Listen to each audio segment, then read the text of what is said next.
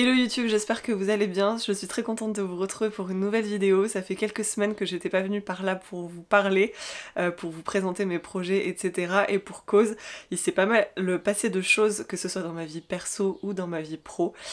Côté pro, vous le savez, j'étais sur le rendu de mon prochain livre de couture qui sortira en septembre. Donc juste avant mes vacances à Marrakech, j'étais sur la finalisation du manuscrit. Du coup ça m'a pris pas mal de temps. Et il s'avère aussi, si vous me suivez sur Instagram, vous savez probablement, il s'avère que je suis enceinte de quelques mois maintenant, de plusieurs mois. Je souhaite pas pour l'instant en dire plus sur la grossesse, mais voilà, je vous ai dévoilé tout ça il y a quelques semaines maintenant pendant mon séjour à Marrakech. Et c'est pas spécialement la grossesse qui m'a valu cette absence sur YouTube, c'est vraiment lié au livre parce que franchement j'ai de la chance, je vis une grossesse super et je suis en pleine forme, donc franchement c'est pas lié à ça, mais voilà, j'avais quand même pas mal de choses à faire avec le livre, pas mal de projets sur le feu, donc j'ai eu du mal à tout concilier et c'est pour ça que j'ai pas pu publier de vidéos sur YouTube, mais je reviens dès aujourd'hui avec un bilan couture qui est le bilan couture du mois d'avril. Je vais essayer de rattraper un peu les bilans couture laissés à l'abandon. Donc pour cause aujourd'hui, on va parler du bilan couture du mois d'avril. C'est parti, je vous présente les différents projets que j'ai cousus ce mois-ci.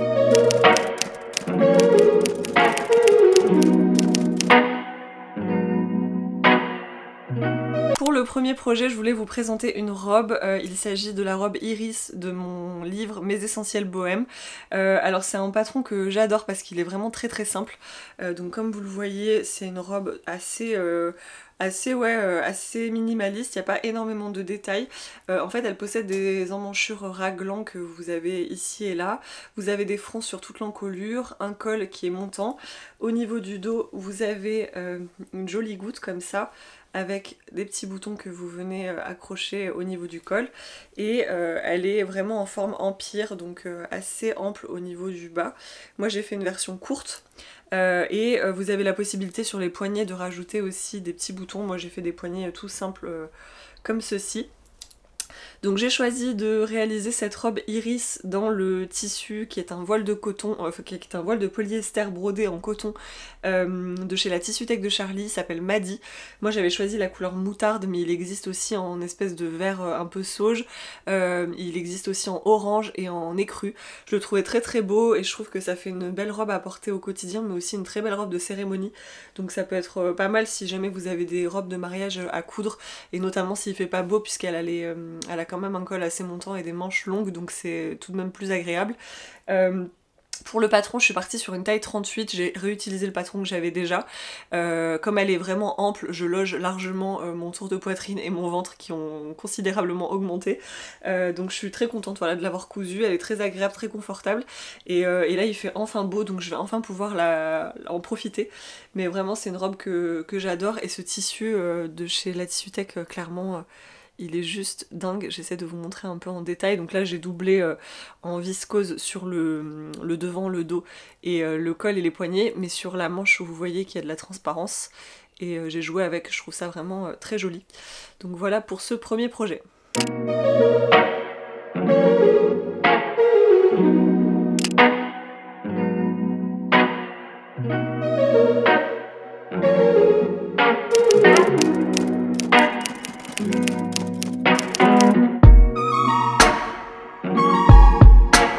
Pour le second projet, je suis partie sur une robe Mariposa de Lizzie McHugh. Je sais pas si vous aviez vu mes derniers bilans couture, mais je vous avais présenté plusieurs Mariposa, notamment dans une viscose blanche de Wasted Fabrics. Et là je suis repartie sur un tissu Wasted Fabrics qui est cette dentelle que je trouve trop belle. Donc une dentelle couleur orange, elle existe aussi en vert de mémoire. Alors hop, je la remets correctement parce qu'elle n'était pas très bien posée sur le cintre. Et en fait ce patron existe en blouse, mais moi je l'ai simplement rallongé pour en faire une robe. Je voulais quelque chose d'assez court, donc je l'ai pas énormément rallongé. Vous avez toutes les infos et tous les détails sur les différents articles de blog.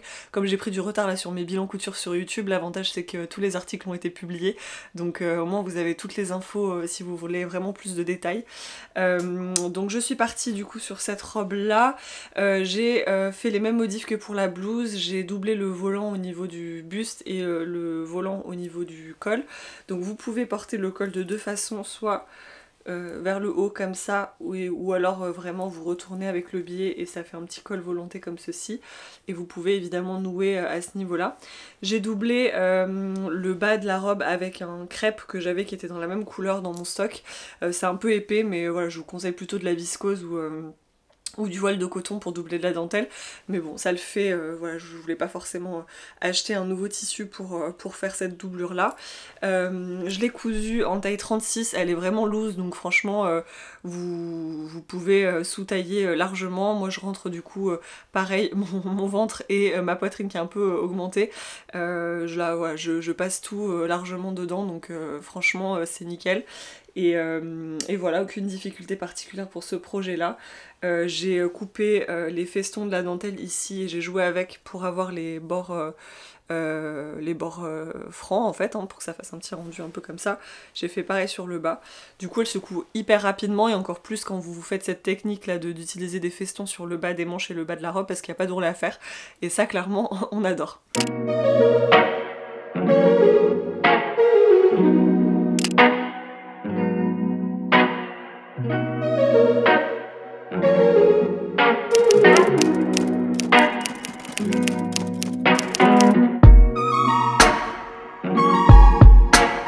Ensuite, le prochain projet que je voulais vous présenter, c'était cette version de la robe Aldabra. Alors Aldabra, c'est un patron que j'adore, d'Atelier 8 avril, qui est dispo de base en version petite bretelle fine, en robe courte, et puis après je l'avais faite en version robe longue.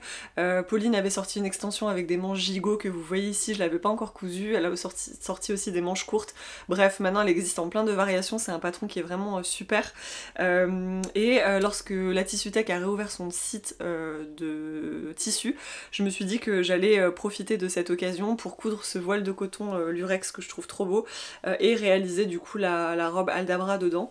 Alors la robe Aldabra, elle se caractérise du coup ici par les manches gigot, vous avez énormément de volume sur la tête de manche.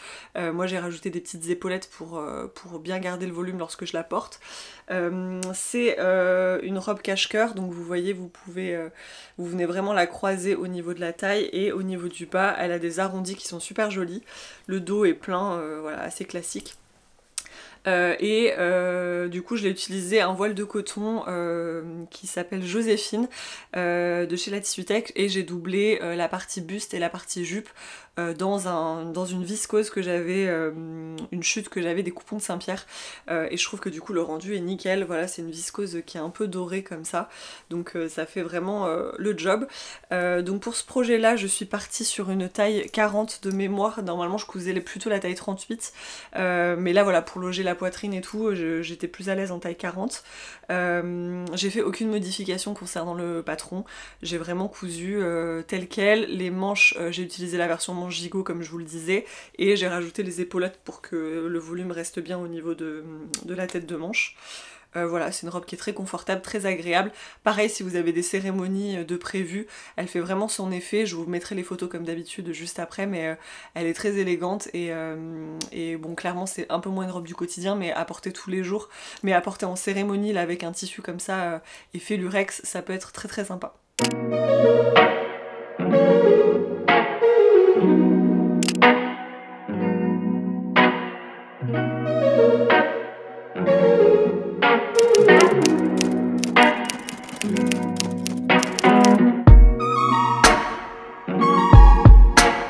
Ensuite on alterne un peu avec une petite chemise, j'ai cousu cette chemise Jane de chez Les Coupons de Saint-Pierre, de chez Clématis Patterns, pardon, dans une soie par contre qui vient des Coupons de Saint-Pierre.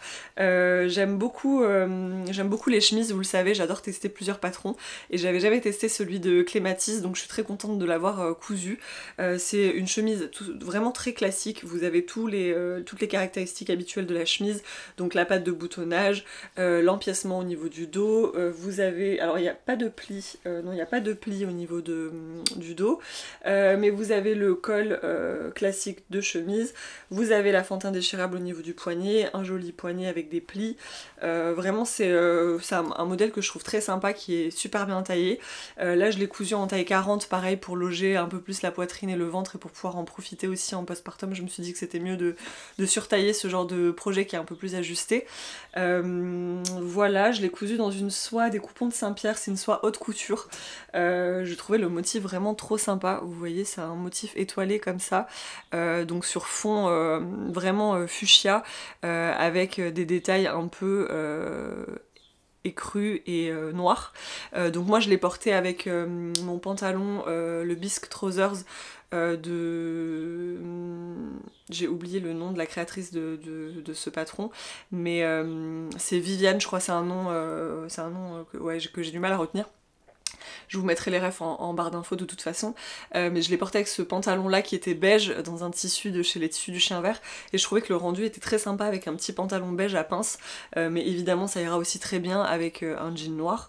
D'ailleurs le tissu existe en version un peu bleu turquoise, si jamais le rose c'est pas votre couleur, franchement je le trouve très très beau, et la soie est d'une qualité vraiment incroyable, on est vraiment sur une soie haute couture, donc franchement la qualité est top, et ce que j'adore avec la soie c'est que ça peut durer vraiment toutes les saisons.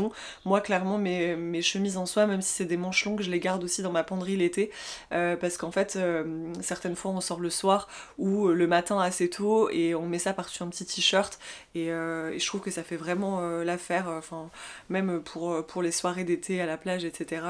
La soie c'est toujours hyper agréable, c'est une matière que j'adore travailler. Donc voilà pour cette petite chemise Jane de Clematis Patterns, vraiment je l'adore, je la trouve hyper réussie, et je vous recommande ce patron si jamais vous n'avez pas de patron de chemise de prédilection, ça pourrait être un modèle qui vous conviendrait tout à fait. Voilà, on enchaîne avec les deux derniers projets qui sont deux robes.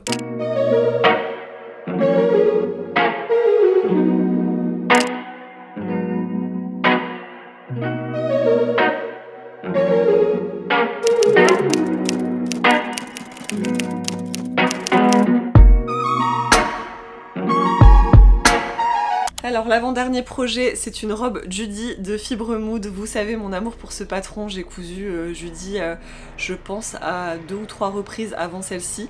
Vraiment j'adore ce patron, je la trouve tellement facile à coudre, facile à porter, c'est vraiment une robe du quotidien qui est très agréable. Donc si vous ne connaissez pas Judy, c'est une robe avec une encolure en rond, arrondi, des manches ballons avec un petit bracelet de manche. Elle possède aussi une patte de boutonnage sur le dos, et elle a une jolie découpe au niveau de la taille, vous voyez en fait ça vient faire une espèce de courbe comme ça, et puis ça fait 2 petites pointes sur les côtés, et au niveau du bas c'est vraiment une très longue jupe, donc vous pouvez faire des poches. Là moi sur cette version j'ai pas fait de poche parce que j'ai utilisé un voile coton et soie de chez Wasted Fabrics qui est totalement transparent, j'avais pas envie de surcharger forcément le modèle, et du coup je suis partie voilà, sur une Judy assez simple.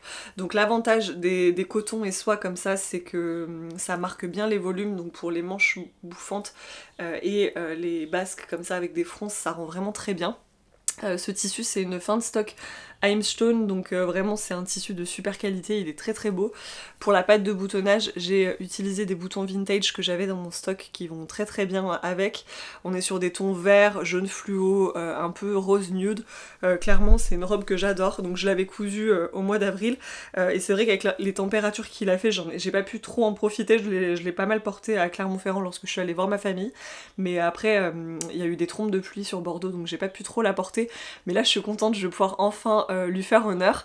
Et pour info, donc moi je la porte, là vous voyez sur cintre, elle est avec un fond de robe, c'est le fond de robe de mon tout premier livre de couture qui s'appelle Ma garde-robe bohème chic. J'avais prévu un patron dans ce livre là justement pour porter avec des robes qui sont totalement transparentes. Et je l'avavais cousu dans une viscose vraiment couleur nude de chez Cousette. Alors ça vous pouvez en trouver absolument partout, mais ça fait, vous voyez le tissu il est comme ça, Et en fait ça fait super bien l'affaire parce que ça permet de pas avoir à rajouter la doublure, donc ça complexifie pas le projet couture et surtout vous gardez le tombé de la matière, vous venez pas alourdir ou quoi que ce soit avec une doublure. Donc moi voilà, pour ce type de projet là je préfère utiliser un fond de robe. Si vous n'avez pas le courage d'en coudre un, vous pouvez tout à fait en acheter aussi dans le commerce. Je sais que La Redoute en vend de différentes marques. Moi j'en avais acheté aussi sur Vinted, des marques La Redoute voilà, d'occasion. Et franchement ça fait clairement le job. J'en ai un couleur chair et un couleur noir. Et ça sert pas mal, notamment pour ce genre de projet quand on a la flemme de doubler. C'est toujours bien pratique.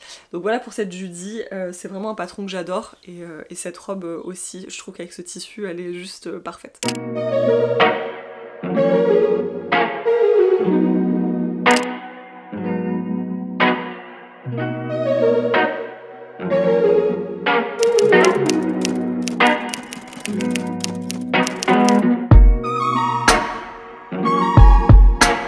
Le dernier projet c'est la robe Capucine de Maëlie Paris. Alors c'est un des patrons qui est sorti dans leur dernière collection.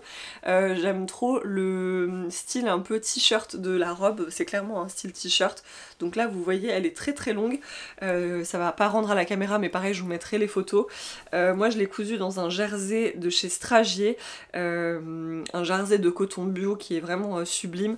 En fait j'adore cette couleur verte là, je trouve que c'est vraiment très, très sympa pour le printemps-été, c'est assez lumineux, je trouve que ça m'a bien au teint, donc j'ai eu un coup de cœur pour cette matière. Et sur le patron Capucine de Maëlie Paris, vous avez soit la version t-shirt classique ou la version t-shirt robe. Donc moi je suis partie sur la version robe et vous avez une fente sur le bas comme ça. Hop, j'essaie de vous montrer. Vous voyez il y a une fente qui est sur tout le côté de la robe, et l'idée de ce patron c'est de valoriser les chutes de tissu, et comme j'étais sur un verre qui ressemblait pas mal au verre de ma robe Judy, j'ai réutilisé le petit voile de coton Vichy ici et aussi sur la patte de boutonnage à ce niveau là. Hop, vous voyez ça dépasse un petit peu et voilà, je trouvais que ça faisait un petit clin d'œil assez sympa. Pour le bord-côte du t-shirt j'ai vraiment utilisé le jersey de chez Stragier, ça fonctionne très bien. J'ai fait des surpiqûres, même pas à l'aiguille double, j'ai fait juste 2 surpiqûres à l'aiguille classique alternée de 5 mm, même pas 3 mm. Donc en répétant tout simplement les deux parallèles avec une aiguille stretch. Franchement c'est un patron qui est super bien fait, je l'ai cousu en taille 40. J'ai pas eu de soucis particuliers, vraiment c'est un bon basique, j'ai tout cousu à la surjeteuse à part les détails du coup de la patte de boutonnage et de la fente et les ourlets. Mais voilà, je suis très contente d'avoir cousu ce patron, elle est très confortable. Pareil là avec la grossesse c'est vraiment hyper agréable. Je l'ai cousu en taille 40, donc comme ça pareil j'ai surtaillé un petit peu pour être un peu plus à l'aise et je sais que j'en profiterai un peu plus comme ça. Donc voilà, je pense que j'ai fait le tour sur tous les projets.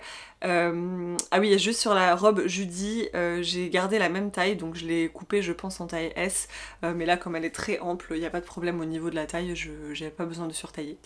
Donc voilà pour ce bilan couture du mois d'avril.